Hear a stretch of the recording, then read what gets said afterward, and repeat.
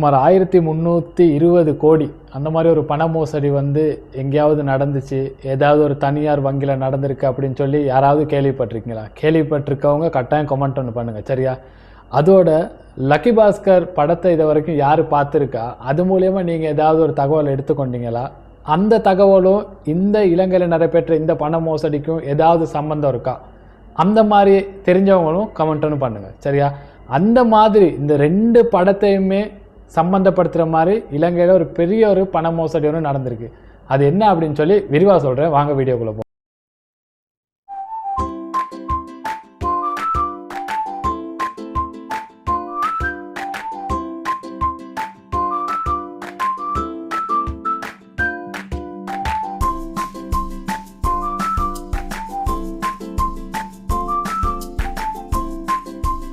நான் வந்து உங்கள் தனுஷன், சரியா?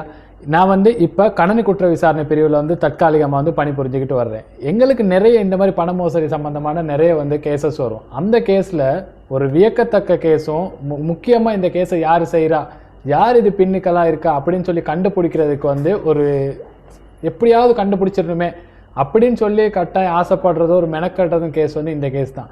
இது என்ன நடந்திருக்கு அப்படின்னு சொன்னால், இப்போ ஸ்ரீலங்காவில் ஒரு தனியார் வங்கி ஒன்று இருக்குது. அது பேர் சொல்ல தேவையில்ல, உங்களுக்கா தெரியும். அந்த தனியார் வங்கியில் உள்ள வேலை செய்கிறவங்க கிட்டத்தட்ட எந்த ஒரு இடத்துக்குமே தெரியாமல், அந்த வேலை செய்கிறவங்களுக்கே தெரியாமல் அதில் உள்ள 1320 கோடியை அசால்ட்டாக ஆட்டையை போட்டிருக்காங்க, சரியா? லக்கி பாஸ்கர் படத்தில் எப்படி அவர்கிட்ட ஒரு ரூபா கூட காசு இல்லாமல் பேங்க்குள்ளுக்கு இருந்தே மற்றவங்களுக்கு தெரியாமல் அதில் உள்ள காசெல்லாம் ஆட்டையை போட்டு எடுத்தாரோ, அதே மாதிரி தான் இப்போ இலங்கையிலே நடந்திருக்கு. அதுவும் ஒரு 2-3 ரூபாலாம் இல்லை, கிட்டத்தட்ட மக்களோட பணமாகவும் இருக்கலாம். இல்லை ஒரு பேங்க் எடுத்துக்கிட்டோம் அப்படின்னா அந்த பேங்க் ஏதாவது ஒரு இடத்துல லொஸில் போனாலோ, அப்படி இல்லைன்னா கஸ்டமர்கிட்ட யாராவது காசு வேறு மூலத்தில் யாராவது எப்படியாவது எடுத்துக்கொண்டாலோ, அது மூலயமா கஸ்டமருக்கு அவங்க என்ன இன்சூரன்ஸ் மூலியமாக இன்சூரன்ஸில் டீட்டெயில் கொஞ்சம் கொடுப்பாங்க, சரியா? அந்த டீட்டெயில் மூலியமாக பெற்றுக்கொள்கிற காசு தான் அந்த 1320 கோடி அப்படின்னு சொல்லி சொல்கிறாங்க. இவ்வளோ நாள் கிடைக்கப்பட்டிருக்க தகவல் அடிப்படையில் இது தான், சரியா? எப்படி அது நடந்துச்சு அப்படி சொல்கிறத பார்த்தா, இது முதல்ல அது உள்ளுக்கு ஒரு அசிஸ்டன்ட் மேனேஜர் அப்படின்னு வச்சுக்கோங்களேன், உதவி முகாமையாளர் அப்படின்னு சொல்லி ஒருத்தர் இருக்காரு. அவரோட பேரெல்லாம் குறிப்பிடாது அப்படின்னு ஒருத்தர் இருக்காரு. அது இல்லாமல் அங்கே எல்லாம் வர்ற காசு அந்த சின்ன சின்ன அமௌண்ட் இல்லை, ஒரு பெரிய நிறுவனம் அந்த தனியார் பேங்க் அந்த மூலியமாக இன்னொரு பேங்க்கு டிரான்ஸ்ஃபர் பண்ணுறது அப்படின்னு சொல்லி வச்சுக்கோங்க. கோடிக்கணக்கான காசை ஒரு இடத்துல இருந்து இன்னொரு இடத்துக்கு டிரான்ஸ்ஃபர் பண்ணணும், சரியா? அப்படி தான் அந்த காசெல்லாம் வந்துச்சு. இதில் நம்ம எடுத்துக்கிட்டோம்னா ஒரு கெஷியர் ஒன்று எடுத்துக்கோமே. ஒரு சின்ன ஷாப்பில் ஒரு கெஷியர் இருக்குது. அந்த கெஷியரில் மார்னிங் நம்ம வர்றப்ப ஒரு 10 லட்சம் காசு இருந்துச்சு. மார்னிங் நம்ம அந்த லாட்சை திறக்கிறப்ப 10 லட்ச ரூபா காசு இருக்குது, சரியா? ஈவினிங் போக்கிலையும் அந்த 10 லட்ச ரூபா காசை நம்ம கணக்கை ஒப்படைக்கணும். அதுக்கு மேலே வருமானம் வந்தாலும் அன்னைக்கு நாள் நம்ம எடுத்துகிட்டு வந்த காசை அதை அப்படியே காமிக்கணும் ஈவினிங் நம்ம ஆஃப் ஆகிற முன்னுக்கு. அதே மெத்தட் தான் இதில் நடந்திருக்கு. என்ன அப்படின்னு சொல்லி பார்த்தா, ஒருத்தர் ஒரு இடத்துக்கு வேலைக்கு வரைக்கல, அதாவது அந்த நிறுவனத்தில் அந்த காசுக்கெல்லாம் பொறுப்பான இருக்கிற ஒருத்தர் அவர்கிட்ட கோடிக்கணக்கான காசு ஒரு இடத்துல கொடுக்குறாங்க. இன்னைக்கான காசு, இன்னைக்கு அந்த புழக்கத்தில் இருக்க காசோட இன்னைக்கு வரவு செலவு பார்க்குறதுக்காக இந்த காசை நீங்கள் வச்சிருங்க. ஈவினிங் போகிறப்ப இதோட ப்ராஃபிட் இல்லாமல் இந்த நீங்கள் முதல்ல அவங்களுக்கு கொடுத்த காசை எனக்கும் நீங்கள் கொடுக்கணும் அப்படின்னு சொல்லி தான் அதுன்ற தியரி, சரியா? அந்த வகையில் என்ன செஞ்சாங்க அப்படின்னு சொன்னால், 1 கோடி கொடுத்துருக்காங்க அவருக்கு. ஈவினிங் போக்கில் என்ன செய்யணும், அந்த 1 கோடியையும் கவனமாக காமிக்கணும். அப்போ இதில் அந்த மெயின் சந்தேக நபர் என்ன செய்கிறார், அந்த சஸ்பெக்ட் என்ன செய்கிறார் அப்படின்னு சொல்லி பார்த்தீங்கன்னா, 1 கோடியை சரியாக எண்ணி வச்சுக்கொண்டு நான் ஈவினிங் ஆகக்குள்ள அந்த 1 கோடியை நான் கொடுக்கணும். அதுதான் என்னோட தியரி, சரியா? அதன் அடிப்படையில் இந்த 1 கோடியை இன்னொருத்தருக்கு காலையில் எல்லாமே எண்ணி சரி பார்த்து கொண்டு அந்த 1 கோடியை இன்னொருத்தருக்கு கொடுக்குறாரு. நீ அந்த காசை வச்சுக்கொண்டு எனக்கு அந்த காசு மூலியமாக எனக்கு வருமானம் வரணும். சும்மா நம்மளை சொல்லுவோமே அந்த வட்டிக்கு கொடுக்குறது அப்படின்னு சொல்லி வச்சுக்கோமே. அந்த வட்டிக்கு கொடுத்த காசு இப்போ நான் உனக்கு 1 கோடி வட்டியை கொடுக்குறேன், சரியா? அதை நீ செலவு பண்ணிட்டு ஒரே நாளில் நீ வேணும் உண்ட காசெல்லாம் நீ எடுத்துக்கொண்டு எனக்கு அந்த 1 கோடி காசோட மேலும் ஒரு 5 லட்சம் காசு எனக்கு வேணும். ஏன்னா அமௌண்ட்டு பெருசுனா என்னாலும் 5 லட்சம் காசு எனக்கு வேணும் உதாரணத்துக்கு. அப்போ என்ன ஓகே அப்படின்னு சொல்லி ஒருத்தர் வாங்கி கொண்டு போகிறாரு. வாங்கி கொண்டு போயிட்டு அந்த 1 கோடியை வச்சு அவர் அது 5 லட்சம், அவருக்கான 5 லட்சம், இவருடைய பங்கு 5 லட்சத்தையும் 1 கோடியே 5 லட்சத்தை ஈவினிங் ஆகக்குள்ள இவர்கிட்ட கொடுக்குறாரு நம்ம மெயின் சந்தேக நபர்கிட்ட, சரியா?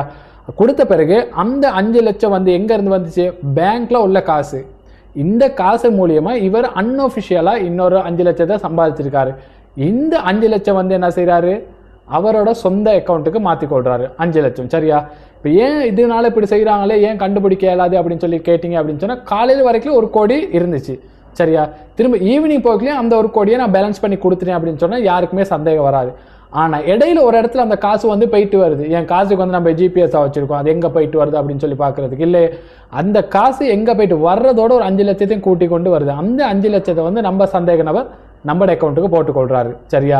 அது மூலயமா இவருக்கு ஒரு நாளைக்கு கிட்டத்தட்ட 5 லட்சம். இது வந்து உதாரணமாக தான் இந்த அமௌண்ட் 5 லட்சத்தை வச்சுக்கொண்டு அந்த எடுத்த 1 கோடியும் அதில் போட்டு பேலன்ஸ் பண்ணிடுறாரு. யாருக்குமே சந்தேகம் வர்ற. இது வந்து கிட்டத்தட்ட ஒரு 3 வருஷமாக அந்த பேங்க்ல நடந்து கொண்டு இருக்கு. அப்போ 3 வருஷமா யோசிச்சு பாருங்க எவ்வளோ பெரிய அமௌண்ட் வந்திருக்கும் அப்படின்னு சொல்லி. சரி, அது இவ்வளோ சரியா செய்கிறாரு, எப்படி மாட்டிக்கொண்டாரு?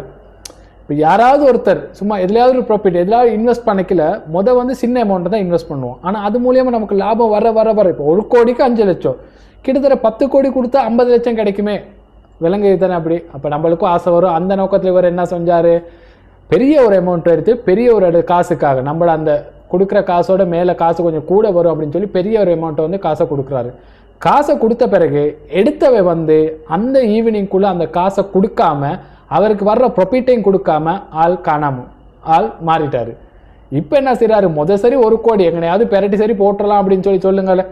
ஆனால் இப்போ 10 கோடிக்கு மேலே காசு போயிடுச்சு. 10 கோடிக்கு மேலே போன பிறகு இவர் அந்த சின்ன அமௌண்ட்டுக்கு ஆசைப்பட்டு 10 கோடியை கொடுத்தாரு. கொடுத்த பிறகு ஆளும் இல்லை, இவருக்கு வர்ற இன்கமும் இல்லை. ஆனால் ஈவினிங் வரைக்கும் இதில் பேலன்ஸ் ஆகலை. பேலன்ஸ் ஆகாமல் அதுக்கப்புறம் அந்த காசெல்லாம் அந்த செக் பண்ண வர்றவர் என்ன செய்கிறாரு, ஏன் பேலன்ஸ் ஆகலை அப்படின்னு சொல்லி குறிப்பிட்ட ஒரு போலீஸ் நிலையத்தில் வந்து முறைப்பாடு செய்கிறாரு. முறைப்பாடு செஞ்ச பிறகு தான் அவர் என்கொயரி பண்ணிக்கல. அவர் சொல்கிறார், இதை நான் மட்டும் சேர்ந்து செய்யலை, பேங்க்கில் ஒரு 4-5 பேர் சேர்ந்து தான் நாங்கள் செஞ்சோம். இந்த காசை எங்களுக்குள்ளேயே நாங்கள் பகிர்ந்துக்கிட்டோம். இப்போதைக்கு கிடைக்கப்பட்ட தகவல் அடிப்படையில் அப்படி தான் கிட்டத்தட்ட 4 பேரை இப்போதைக்கு அரெஸ்ட் பண்ணி போட்டிருக்காங்க. ஆனால் இன்னும் எவ்வளோ பேர் அரெஸ்ட் ஆகுவாங்க, அது மூலியமாக உண்மையாக அந்த பேங்க்குக்கு எவ்வளோ நஷ்டம் வந்துச்சு, அந்த நஷ்டத்தில் இருந்து நம்மளோட பிரதான சந்தேக நபர் வந்து எவ்வளோ காசை எடுத்துக்கொண்டாரு, அந்த எடுத்துக்கொண்ட காசில் மற்ற 4 பேர் இருக்காங்க, அந்த 4 பேருக்கு எப்படி பகிர்ந்து கொடுத்தாங்க, என்ன மாதிரியான பகிர்ந்து கொடுத்தாங்க, அது அடுத்த வீடியோவில் பார்க்கலாம் வாங்க.